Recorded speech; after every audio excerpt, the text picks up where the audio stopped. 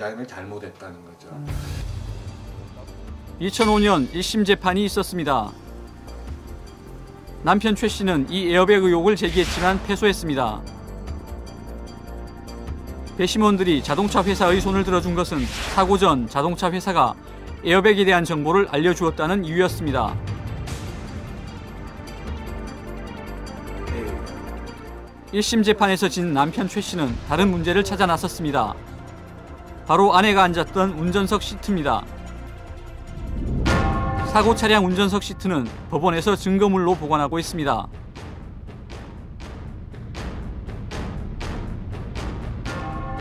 사고 당시 시트는 등받이가 뒤로 젖혀져 있었습니다. 최 씨 측은 자동차 회사와 합동으로 사고 차량을 조사했습니다. 그런데 조사 당시 시트는 사고 당시와 달리 멀쩡한 상태였습니다. 조사팀이 시트를 고정시키는 부분을 살펴봅니다. 그런데 이상한 점이 발견됐습니다. 방철판을 연결해주는 리벳이 움푹 들어가 있던 것입니다.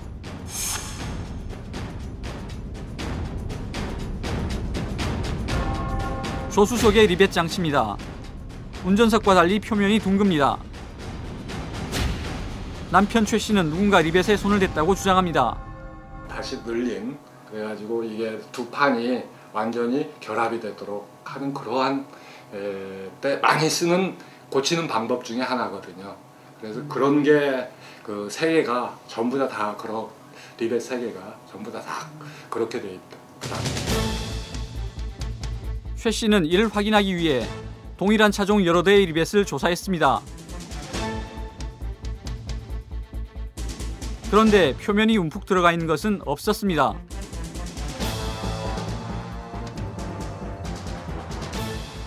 그런데 사고 당시 현장을 조사했던 담당 경찰은 법정에서 시트가 부서져 있었고 그리고 시트가 옆으로 움직였다고 증언했습니다.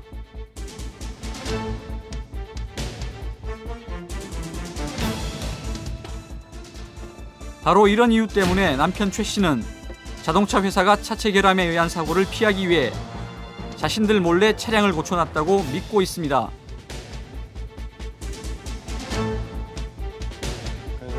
내용 자체를 부정을 하는 거죠. 부정을. 전혀 자기들은 세계 최고 품질을 보증하는데 그런 일이 있을 수 없다 이거죠. 근데 그건 불가능하거든요. 100만 개를 만들면은 100만 개가 다 완전하라는 법은 없거든요. 이 세상에 완전한 것은 존재치 않으니까. 최 씨의 하루는 아내의 대소변을 받아내는 것으로 시작됩니다. 이런 어려운 현실에서도 그는 자신이 찾아낸 의혹들을 공인기관에 의뢰해 검증을 받아보고 싶다고 했습니다. 그러나 엄청난 비용 때문에 엄두도 내지 못한다며 안타까워했습니다. 아마 제가 이 사건을 일반 변호사한테 의뢰를 했었으면은 상당히 힘들었을 거예요. 왜냐하면 과학적인 사실은 모르니까. 그렇지만은 제가 생각하기에는 저가 충분히 할 수 있고 당연히 해야 된다고 생각을 하죠.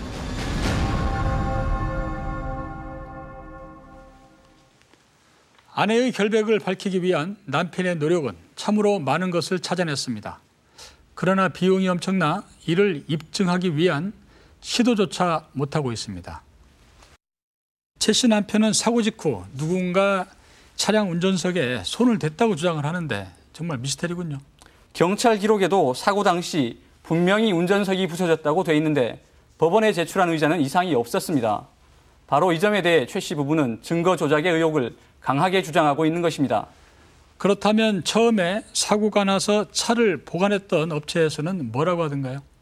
네, 당시 업체 주인과 여러 차례 연락을 했지만 통화할 수 없었습니다. 사고 당시 최 씨를 구조했던 담당 경찰 역시 재판 중인 사건이라 말할 수 없다며 인터뷰를 거절했습니다. 결국 1심 재판에서는 최 씨 부부가 패소를 하지 않았습니까? 그렇다면 1심 재판에서는